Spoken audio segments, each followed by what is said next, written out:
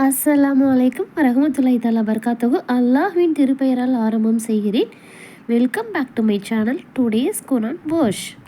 இன்ஷா அல்லாஹ் நம்ம இந்த சேனலில் டெய்லி தமிழில் குரான் ஓத போகிறோம். தமிழ் பொருளோட குரான் ஓதணும் அப்படின்னு நினைக்கிறவங்களுக்கு இந்த சேனல் ரொம்பவே யூஸ்ஃபுல்லாக இருக்கும். அல்லாஹு தாலா குரானில் என்ன சொல்லியிருக்கான் அப்படிங்கிறத ஒவ்வொரு அத்தியாயமாக நம்ம பார்த்துட்ருக்கோம். ப்ரீவியஸ் வீடியோ நீங்கள் பார்க்கல அப்படின்னா மேல் ஹைகார்ட்லேயும் டிஸ்கிரிப்ஷனில் நான் கொடுத்துருக்கேன். நம்மளோட சேனலில் ப்ளேலிஸ்ட்லேயுமே இருக்குது, செக் பண்ணி பாருங்கள். இப்போ தான் நீங்கள் நம்மளோட சேனலில் ஃபஸ்ட் டைம் பார்க்குறீங்க அப்படின்னா சப்ஸ்கிரைப் பண்ணிவிட்டு பக்கத்தில் இருக்கிற பெல் ஐக்கானுமே ஆல் ஆப்ஷன் கொடுத்துக்கோங்க. அப்போ தான் நான் டெய்லி போடுற வீடியோஸ் எல்லாமே உங்களுக்கு நோட்டிஃபிகேஷனில் வரும். இன்ஷா அல்லாஹ் இப்போ நம்ம பார்க்க போகிறது அத்தியாயம் 10 யூனுஸ், வசனம் 83 பார்க்கலாம்.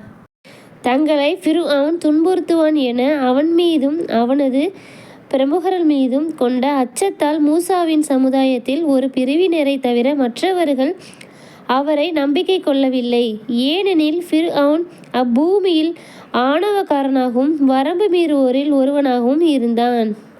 என் சமுதாயத்தினரே, நீங்கள் அல்லாஹ்வின் மீது நம்பிக்கை கொண்டு நீங்கள் முஸ்லிம்களாகவும் இருந்தால் அவன் மீதே நம்பிக்கை வையுங்கள் என்று மூசா கூறினார். நாங்கள் அல்லாஹ்வின் மீதே நம்பிக்கை வைத்துள்ளோம். எங்கள் இறைவனே, அநியாயக்கார கூட்டத்தின் மூலம் சோதிக்கப்படுவராக எங்களை ஆக்கிவிடாதே. இறை மறுப்பாளர்களின் கூட்டத்தாரிடமிருந்து உன் அருளால் எங்களை காப்பாற்றுவாயாக என்று அவர்கள் பிரார்த்தித்தனர். நீங்கள் இருவரும் உங்கள் சமுதாயத்திற்காக எகிப்தில் வீடுகளை அமைத்து கொடுங்கள். உங்கள் வீடுகளை முன்னோக்குவதாக ஆக்கிக் கொள்ளுங்கள். தொழுகையை நிலைநிறுத்துங்கள். இறை நம்பிக்கையாளர்களுக்கு நற்செய்தி கூறுவீராக என மூசாவுக்கும் அவரது சகோதரருக்கும் அறிவித்தோம். எங்கள் இறைவனே, ஃபிர்அவுனுக்கும் அவனது பிரமுகருக்கும் அலங்காரத்தையும் செல்வங்களையும் இவ்வுலக வாழ்வில் வழங்கியுள்ளாய். எங்கள் இறைவனே, இதனால் அவர்கள் உன் பாதையை விட்டும் தடுத்து வழி கெடுக்கிறார்கள். எங்கள் இறைவனே, அவர்களின் செல்வங்களை அழிப்பாயாக, அவர்களின் உள்ளங்களை இறுக செய்வாயாக. துன்புறுத்தும் வேதனையை அவர்கள் காணும் வரை இறை நம்பிக்கை கொள்ள மாட்டார்கள் என மூசா கூறினார். உங்கள் இருவரின் பிரார்த்தனையும் ஒப்புக்கொள்ளப்பட்டது. நீங்கள் இருவரும் உறுதியாக இருங்கள். அறியாதவர்களின் பாதையை பின்பற்றி விடாதீர்கள் என அவன் பதிலளித்தான். இஸ்ராயலின் வழித்தோன்றல்களை கடல் கடந்து செல்ல வைத்தோம். அவர்களை ஃபிர்அவுனும் அவனது படைகளும் வரம்பு மீறி பகைமையுடன் பின்தொடர்ந்தனர். இறுதியில் அவன் மூழ்க தொடங்கிய போது இஸ்ராயலின் வழித்தோன்றல்கள் யார் மீது நம்பிக்கை கொண்டார்களோ அவனை தவிர வேறு கடவுள் இல்லை என நானும் நம்பிக்கை கொண்டேன். நான் முஸ்லிம்களில் உள்ளவன் என்று கூறினான். இப்பொழுதுதான் நீ நம்புகிறாய். இதற்கு முன்பு நீ மாறு செய்தாய், மேலும் குழப்பவாதிகளுக்குள் ஒருவனாக இருந்தாய். உனக்கு பின்னுள்ளவர்களுக்கு சான்றாக நீ ஆவதற்காக இன்றைய தினம் உன்னை உன் உடலுடன் கரையில் போடுவோம். மனிதர்களில் பெரும்பாலானோர் நமது சான்றுகளில் அலட்சியமாக உள்ளனர் என்று இறைவன் கூறினான். இஸ்ராயலின் வழித்தோன்றல்களை நல்லதோர் இடத்தில் குடியேற செய்து தூய்மையானவற்றை அவர்களுக்கு உணவாக அளித்தோம். தமக்கு அறிவு வரும் வரை அவர்கள் கருத்து வேறுபாடு கொள்ளவில்லை. அவர்கள் எதில் கருத்து வேறுபாடு கொண்டார்களோ அது பற்றி உமது இறைவன் மறுமை நாளில் அவர்களுக்கிடையே தீர்ப்பளிப்பான். நபியே, உமக்கு நான் இறக்கி வைத்ததில் நீர் சந்தேகத்தில் இருந்தால் உமக்கு முன்னரே வேதத்தை படித்து கொண்டிருப்பவர்களிடம் கேட்பீராக. இந்த உண்மை உமது இறைவனிடமிருந்து உம்மிடம் வந்துள்ளது. எனவே நீர் சந்தேகம் கொள்வோருக்குள் ஒருவராகி விடாதீர்.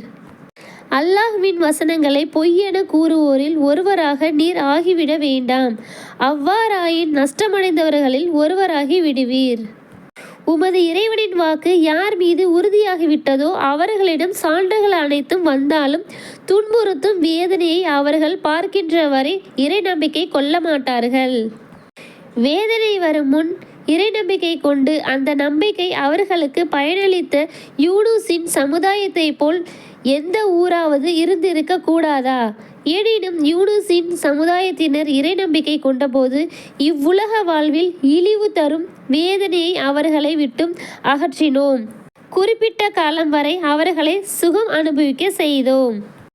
இறைவன் நாடி இருந்தால் பூமியில் இருக்கும் அனைவரும் ஒட்டுமொத்தமாக இறை நம்பிக்கை கொண்டிருப்பார்கள். எனவே மனிதர்கள் இறை நம்பிக்கையாளர்கள் ஆவதற்காக அவர்களை நீர் கட்டாயப்படுத்துவீரா? அல்லாஹ்வின் நாட்டமின்றி யாரும் இறை நம்பிக்கை கொள்ள முடியாது. வேதத்தை விளங்கி கொள்ளாதோருக்கு அவன் தண்டனை வழங்குவான். வானங்களிலும் பூமியிலும் என்ன இருக்கிறது என்பதை சிந்தியுங்கள் என்று கூறுவீராக. சான்றுகளும் எச்சரிக்கைகளும் இறை நம்பிக்கை கொள்ளாத கூட்டத்திற்கு பயனளிக்காது. தமக்கு முன் சென்றோருக்கு ஏற்பட்ட வேதனை நாட்களை போன்றே தவிர வேறெதையும் அவர்கள் எதிர்பார்க்கின்றார்களா? எதிர்பாருங்கள், நானும் உங்களுடன் எதிர்பார்ப்பவர்களுக்குள் ஒருவனாக இருக்கிறேன் என்று கூறுவீராக. பின்னர் நமது தூதர்களையும் இறை நம்பிக்கை கொண்டோரையும் காப்பாற்றுவோம். இவ்வாறு இறை நம்பிக்கையாளர்களை காப்பாற்றுவது நமது கடமையாகும். மனிதர்களே, எனது மார்க்கத்தில் நீங்கள் சந்தேகத்தில் இருந்தால் அல்லாஹ்வை என்று நீங்கள் வணங்குவதை நான் வணங்க மாட்டேன். மாறாக உங்களை கைப்பற்றுவனாகிய அல்லாஹ்வையே வணங்குவேன். நான் இறை நம்பிக்கையாளர்களுக்குள் ஒருவனாகி விடுமாறு ஏவப்பட்டுள்ளேன் என்று கூறுவீராக. சத்திய நெறியில் நின்று இம்மார்க்கத்தின் உமது முகத்தை நிலை பெற செய்வீராக. நீர் இணை வைப்போரில் ஒருவராக ஆகிவிடாதீர். அல்லாஹ்வை விட்டுவிட்டு உமக்கு நன்மையோ தீமையோ செய்ய இயலாதவற்றை நீர் பிரார்த்திக்காதீர்.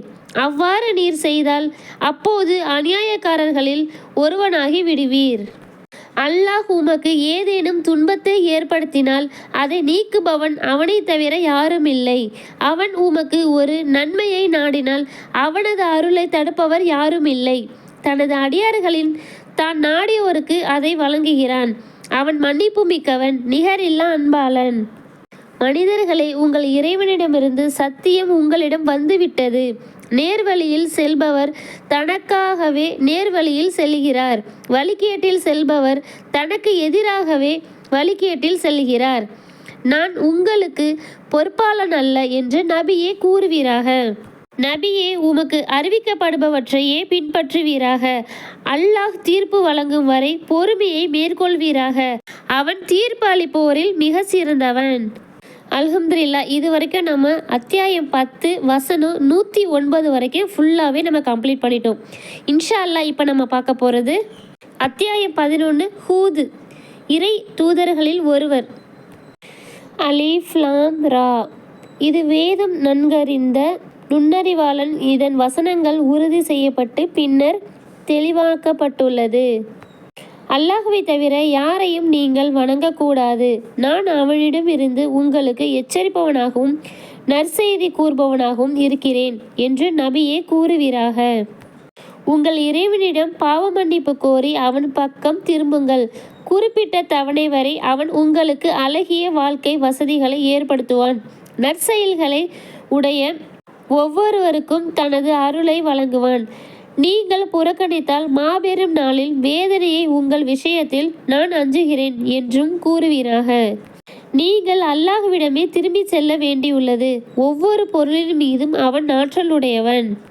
அறிந்து கொள்ளுங்கள், அவனிடம் இருந்து மறைப்பதற்காக அவர்கள் தமது நெஞ்சங்களை திருப்பிக் கொள்கின்றனர். அறிந்து கொள்ளுங்கள், அவர்கள் தமது ஆடைகளால் போர்த்தி கொண்டாலும் அவர்கள் மறைப்பதையும் பகிரங்கப்படுத்துவதையும் அவன் அறிகிறான். உங்களில் உள்ளவற்றை அவன் நன்கறிந்தவன். உணவளிப்பதற்கு அல்லாஹ் பொறுப்பேற்று கொள்ளாத எந்த உயிரினமும் பூமியில் இல்லை. அதன் தங்கும் இடத்தையும் அது ஒப்படைக்கப்படும் இடத்தையும் அவன் அறிகிறான். அனைத்தும் தெளிவான ஏட்டில் உள்ளன. அவனே வானங்களையும் பூமியையும் 6 நாட்களில் படைத்தான். அவனது அர்ஷ் தண்ணீரின் மீது இருந்தது. உங்களில் அழகிய செயலுக்குரியவர் யார் என்பதை சோதிப்பதற்காக உங்களை படைத்தான். நீங்கள் மரணத்திற்கு பின் உயிர்ப்பித்து எழுப்பப்படுவீர்கள் என்று நீர் கூறினால் இது பகிரங்கமான சூனியத்தை தவிர வேறில்லை என்று இறைமறுப்பாளர்கள் கூறுகின்றனர். அவர்களுக்கான தண்டனையை ஒரு குறிப்பிட்ட காலம் வரை பிற்படுத்தினால் அதை தடுத்து நிறுத்தியது எது என்று கேட்கின்றனர். அறிந்து கொள்ளுங்கள், அது அவர்களிடம் வரும் நாளில் அவர்களை விட்டும் திருப்பப்படாது. அவர்கள் எதை கேலி செய்து கொண்டிருந்தார்களோ அது அவர்களை சுற்றி வளைத்து கொள்ளும். நமது அருளை மனிதனுக்கு சுவைக்க செய்து பின்னர் அவனிடமிருந்து அதை நாம் பறித்துவிட்டால் அவன் விரக்தி அடைந்து நன்றி கெட்டவனாகி விடுகிறான். அவனுக்கு ஏற்பட்ட துன்பத்திற்கு பின் அருளை நாம் சுவைக்க செய்தால் என்னை விட்டும் துன்பங்கள் நீங்கிவிட்டன என்று கூறுகிறான். அவன் மகிழ்ச்சி அடைந்து ஆணவம் கொள்கிறான். அல்ஹம்துலில்லாஹ், அல்லாஹ்வுடைய கிருபையை கொண்டு அத்தியாயம் 11 வசனம் 10 வரைக்கும் இப்போ நம்ம கம்ப்ளீட் பண்ணியிருக்கோம். இன்ஷா அல்லாஹ் இதனுடைய தொடர்ச்சி நாளைக்கு பார்க்கலாம். அஸ்ஸலாமு அலைக்கும் வரஹ்மத்துல்லாஹி தஆலா பரகாத்துஹு.